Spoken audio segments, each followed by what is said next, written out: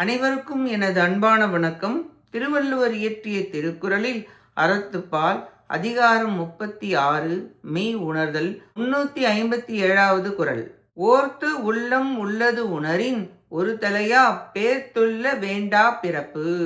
குரு உபதேசப்படி கேட்ட பொருளை ஆராய்ந்து உண்மை அறிந்தவருக்கு மறுபிறவி உண்டென்று ஒருபொழுதும் எண்ண வேண்டாம்.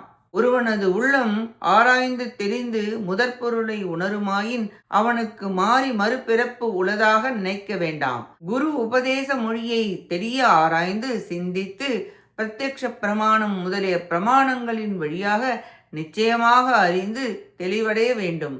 குரு உபதேச மொழியை திரும்ப திரும்ப சிந்தித்து உணர்ந்து விட்டால் பிறகு பிறப்பு திரும்ப வரவே வராது. அது பற்றி நினைக்கவே வேண்டாம் என்பது கருத்து. இக்குறளால் விமர்சனம் மனனம் பற்றியும் அதன் பயன் பற்றியும் கூறப்பட்டது. நன்றி, வணக்கம்.